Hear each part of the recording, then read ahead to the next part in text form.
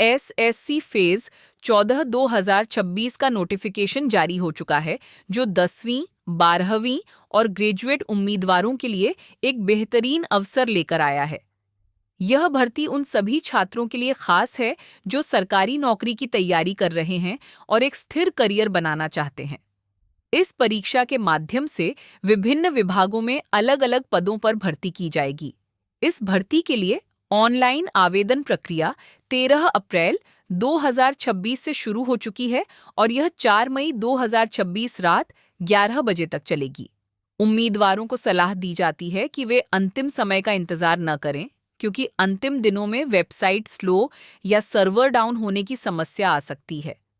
समय रहते आवेदन करना सुरक्षित और बेहतर विकल्प है। आवेदन शुल्क जमा करने की अंतिम तिथि 5 मई 2026 निर्धारित की गई है। यदि आवेदन फॉर्म भरते समय कोई गलती हो जाती है, तो उसे सुधारने के लिए आयोग द्वारा 11 मई से 13 मई 2026 तक करेक्शन विंडो दी जाएगी। इस दौरान उम्मीदवार अपने फॉर्म में आवश्यक सुधार कर सकते हैं। इस परीक्षा का आयोजन जून 2026 में किया जाएगा।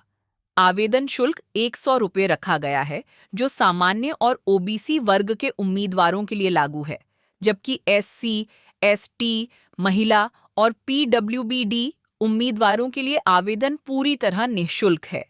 यह छूट सरकार द्वारा आरक्षित वर्गों को प्रोत्साहन देने के लिए दी जाती है। योग्यता की बात करें तो इस भर्ती में 10वीं, 12वीं और ग्रेजुएशन पास उम्मीदवार अलग-अलग पदों के लिए आवेदन कर सकते हैं। हर पद के लिए योग्यता अलग-अलग निर्धारित की गई है, इसलिए आवेदन करने से पहले आधिकारिक नोटिफिकेशन को ध्यान से पढ़ना जरूरी है। आयु सीमा न्यूनतम 18 वर्ष रखी गई है, जबकि अधिकतम आयु पद के अनुसार 25, 27, 28, 30 और कुछ पदों के लिए 35 वर्ष तक हो सकती है। इसके अलावा आरक्षित वर्गों को आयु में छूट भी दी जाती है, जैसे SC/ST को 5 वर्ष, OBC को 3 वर्ष और PWBD उम्मीदवारों को 10 वर्ष तक की छूट मिलती है। चयन प्रक्रिया कंप्यूटर आधारित परीक्षा CBE के माध्यम से होगी, जिसमें ऑब्जेक्टिव टाइप यानी बहुविकल्पीय प्रश्न पूछे जाएंगे। इस परीक्षा में सफल उम्मीदवारों को अगले चरण में डॉक्यूमेंट वेरिफिकेशन के लिए बुलाया जाएगा, इसलिए परीक्षा के साथ-साथ अपने सभी जरूरी दस्तावेज भी तैयार रखें। कंप्यूटर आधारित परीक्षा 4 भागों में आयोजित की जाएगी: सामान्य बुद्धिमत्ता, सामान्य जागरूकता, मात्रात्मक योग्यता और अंग्रेजी भाषा। प्रत्येक भाग में 25 प्रश्न होंगे और हर भाग के लिए अधिकतम 50 अंक निर्धारित किए गए हैं, जिससे कुल प्रश्नों की संख्या 100 होगी।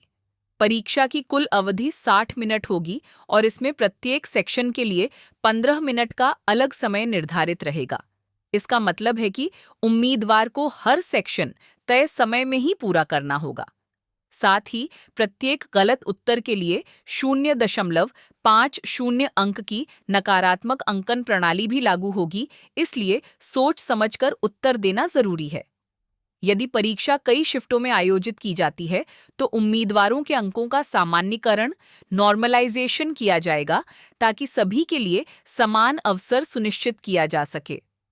यह परीक्षा हिंदी और अंग्रेजी दोनों भाषाओं में आयोजित होगी और उम्मीदवारों को आवेदन करते समय ही अपनी पसंदीदा भाषा का चयन करना होगा।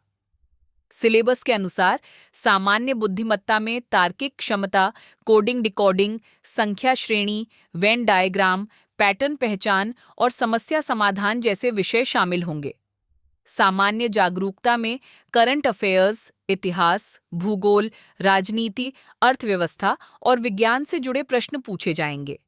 मात्रात्मक योग्यता में प्रतिशत, अनुपात, औसत, लाभ हानि, समय और दूरी, बीजगणित, ज्यामिति और त्रिकोणमिति जैसे टॉपिक्स शामिल होंगे। वहीं अंग्रेजी भाषा में व्याकरण, शब्दावली, त्रुटि सुधार, क्लोज टेस्ट और कॉम्प्रिहेंशन से संबंधित प्रश्न पूछे जाएंगे। उच्च स्तर 12वीं और ग्रेजुएशन पर इन विषयों की कठिनाई और विश्लेषणात्मक स्तर और अधिक बढ़ जाता है। अगर आपको यह जानकारी उपयोगी लगी हो तो वीडियो को लाइक करें, अपने दोस्तों के साथ शेयर करें और ऐसे ही लेटेस्ट जॉब अपडेट्स और तैयारी से जुड़ी जानकारी के लिए हमारे चैनल को सब्सक्राइब करना न भूलें।